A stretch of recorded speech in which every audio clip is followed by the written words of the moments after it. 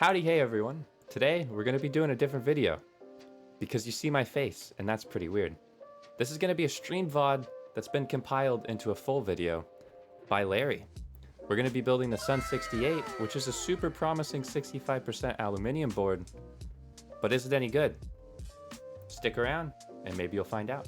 So the Sun 68 is an aluminum gasket mounted keyboard. And guess what? It's a 65%, which some people really like, but I kind of don't. Today, we're going to be checking out the Milky E-White version, which is kind of more of a cream, but Milky E-White sounds good to me. This is made out of 6063 aluminum. There you go, aluminum. And it's gasket mounted. It also supports QMK and VIA and has a hot swap PCB. This has a polycarbonate plate, which yum yum. I have the premium edition, which comes with a cloud gold-plated brass weight, which I think is the best version because it looks the nicest, I guess. It has a 6-degree typing angle, which I'd argue is the best, but that's my opinion. And pour-on dampening pads, which we'll see if those are any good, so stick around for that. So the cheaper aluminum weight version will be below 350 US, and the premium version that I have here will be between 350 and 390 US dollars. It'll also include extras, such as a soldered PCB that's compatible with split spacebar, as well as extra brass plates, FR4 plates, palm plates, and extra gaskets. I think the blocker on this board looks really good. It spaces everything out quite nicely, and it's not as cramped as other 65% like the NK65 Entry Edition, or the NK65 V2, or the NK65 at all. So it's got some nice spacing. It's very reminiscent of the Icky 68. Moving on to the back, we have the really beautiful cloud weight, as I have the premium edition of the board. This means that it's going to cost more, but definitely worth it if you ever look at the back of your board. But who does that? The back of the board features a centered USB-C port, which is an interesting touch, but I guess it can't make anyone too mad, just doesn't conveniently help anyone. Personally, I'm a big fan of left-sided USB-C ports, but whatever. I would say the overall side profile of this board is very, very elegant, and you get a premium look here. It's a hefty board, it's a hefty look, that's what I say. This board is going into group buy sometime in May, so if you're watching this video on release, make sure you keep an eye out. So the silicone ones go around the screw holes like this. And these are the non-slip slide silicone gaskets. And then I'm just going to install all of them around the bottom plate by doing this. Ready? Look, I'm gonna snap. It's gonna be great. There we go. We installed all of the silicone bits on the bottom panel, and now it's time to move on to the top panel. We're going to be placing the side gaskets on their side, as these silicone gaskets are made to prevent the plate and PCB from rattling around. So we're gonna place them like so. Oh, I'm sorry, you're getting a hand focus here. So we place them on their side like this, and this will act as a buffer for the PCB and the plate. There we go. Now I'm gonna put them all on. And now they're all on. So the point of these silicone gaskets is so that when you put the PCB or the plate and PCB in, it is very, very firm, and there's not any rattle around up or down. Very nice. This does make it a little bit harder to remove, so be a bit careful when doing that. That way you don't accidentally break anything. So the gaskets on the plate are pour-on gaskets. It looks like we'll be putting them on each side, meaning that we've got a lot of gaskets to place. So I'll start by putting them all on this side, which I'm just gonna clap clap. Now, some of these are definitely pretty crooked, but we tried our best, and that's good enough. Make sure when you're putting these on that you're incredibly careful, as taking them off you might get some rippage, and rippage would not be very good. Next, we're gonna flip her over and install the other side.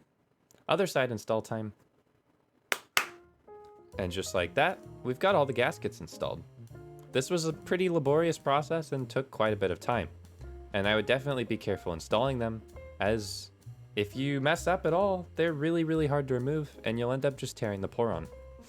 After setting up the gaskets, we're ready to set up the PCB. The PCB has a large flex cut in the center, and some LEDs for the little shine through bit on the right. It's pretty nice, hot swap, supports 5-pin, but does not use a USB-C daughter board, so not sure about the ESD protection here. The next step was to install the foam, and holy cow, there was a lot of foam, and it was a little bit overwhelming on how to install this as the instructions were not very clear, and I wasn't really given any instructions by Sunkey. So the prototype plate didn't work with Duroc V2 stabilizers, and hopefully this will be fixed by the final version, but yeah, that's it's a little bit of a warble wobble here. That's not normal. I mean, is this the flex that people wanted? Is this what people talk about when they want flex? For the switches for this build, I decided to go with KTT roses. Now, these are a budget linear, but I've started to really like them. These have been lubed with Krytox 205G0, and I think they sound pretty great. Time to just put the switches in, and let's just real quick. There you go, cut those together. Okay, so even after putting in all of the switches with the standoffs and the foam and straightening out the plate, you still got some mighty warp here. This has got to be fixed before the final version, otherwise I'm going to have a really hard time recommending this. For the keycaps, I decided to go with Novel Keys, PBT, Purple Blue on White, or PBOW. Now I bought these a while ago, and they've just been sitting on my shelf. I originally bought them to go on the KL90 build, but Novel Keys shipping took literally forever, so they didn't really work out for that build. But here they are. As far as the legending goes, they're okay. They're kind of fuzzy. I'd say literally the same quality as Infinikey, and potentially slightly different font. Let me just save you some time.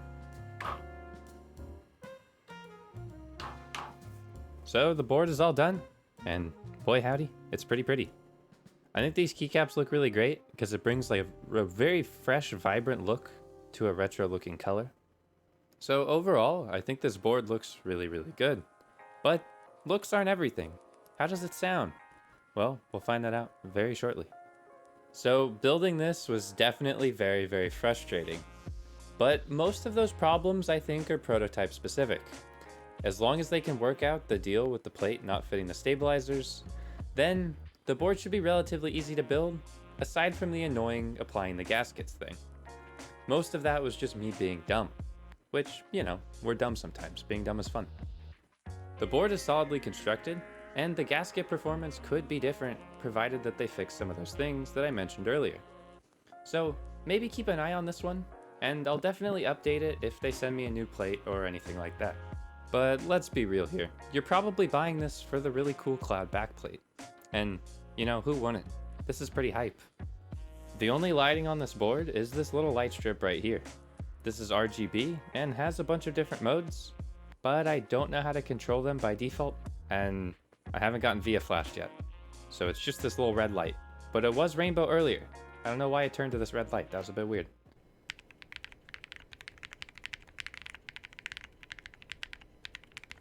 I think the board has a very premium sound, but it's nothing to definitely write home about. It sounds muted, of course, because it's filled with foam, and the gaskets minimize the reverberations, but it's definitely nothing too substantial. I'd say, you fill any board with foam, it's gonna sound like this. But whether or not you like the aesthetics and the very heaviness of the 6063 aluminum chassis, that could be a pro to you. You could like this.